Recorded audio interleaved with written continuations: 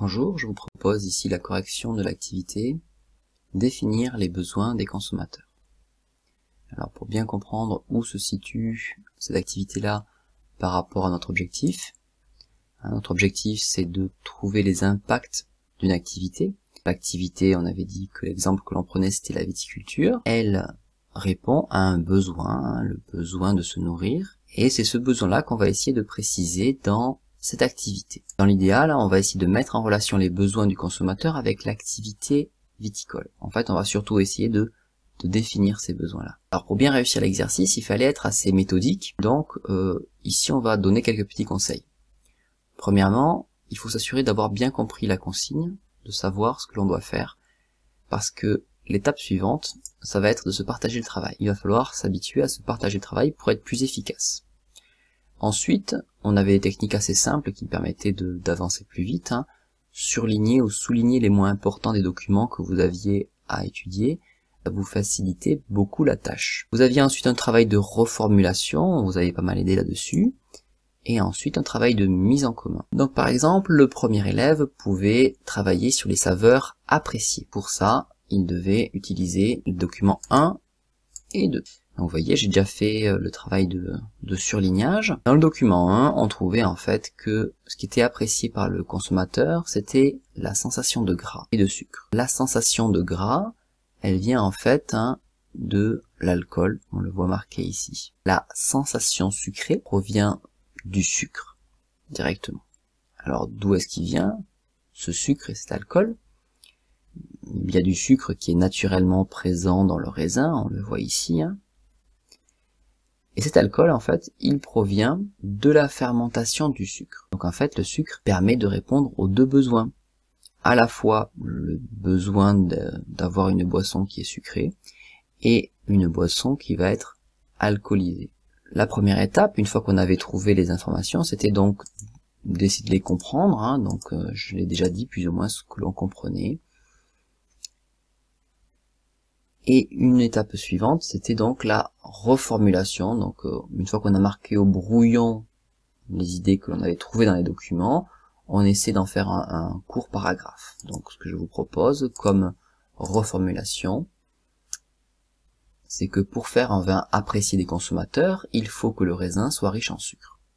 Une partie de ce sucre sera transformée en alcool grâce à des levures, ce qui apportera l'onctuosité au vin. Le sucre restant apportera la douceur. Voilà, donc le travail du premier élève là est terminé. Passons maintenant au deuxième élève qui devait travailler par exemple sur les saveurs qui ne sont pas appréciées ou peu appréciées des consommateurs. On devait utiliser les documents 1, 3 et 4. Document 1, on trouvait acidité, acidité, acidité. Donc on a bien compris que le consommateur ne cherche pas l'acidité. Document 3, on se rendait compte que, de manière générale, peu de gens savent apprécier des structures puissantes. Alors, qu'est-ce que ça veut dire des structures puissantes? Ça veut dire par exemple l'amertume et l'acidité. Donc en fait, ce document 3, il m'apporte juste l'information que le goût amer, c'est pas non plus apprécié. Document 4 et dernier document étudié par le deuxième élève, on apprend une seule chose en fait, c'est que l'acidité provient de 3 composés différents, l'acide tartrique, malique et citrique. Même méthode que précédemment, j'ai marqué au brouillon ce que j'avais compris. Et une fois que j'ai marqué ça au brouillon, ce que j'avais compris, j'essaie de faire une synthèse de tout ce que j'ai compris. Donc la synthèse que je vous propose, la reformulation, c'est celle-ci. C'est que les consommateurs n'apprécient pas l'amertume et l'acidité. L'acidité, elle, est naturellement présente dans le raisin à cause de 3 acides, l'acide tartrique, malique et citrique. On passe enfin au travail du troisième élève. Le troisième élève, lui, travaillait uniquement sur le document 5, donc en fait il va avoir moins de choses à dire. On se rend compte que les autres attentes du consommateur, ça va être surtout des attentes par rapport à l'environnement, on voit l'écologie ici, et par rapport à la santé.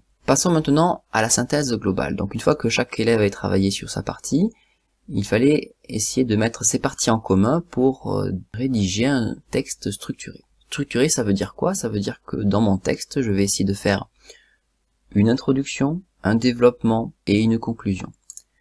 Introduction, donc je rappelle le sujet en fait, hein. Un viticulteur doit adapter son activité aux besoins des consommateurs. Nous avons donc fait des recherches afin de déterminer ses besoins. Ces besoins, voilà, on va les lister.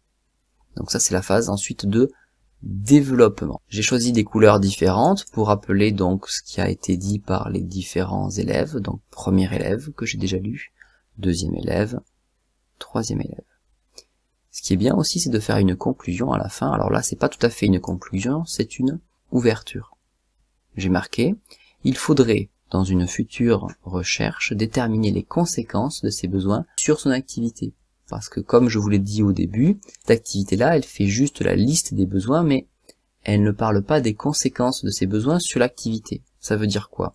Ça veut dire que, d'accord, on a dit que pour faire un bon vin, il fallait qu'au départ, il y ait beaucoup de sucre. Mais on n'a pas dit comment le viticulteur lui s'y prenait pour avoir beaucoup de sucre dans son vin. On n'a pas non plus dit comment le viticulteur pouvait agir sur l'acidité de son vin. Et on n'a pas vu non plus comment il pouvait se préoccuper donc de l'environnement et de la santé. Donc ça serait un autre travail.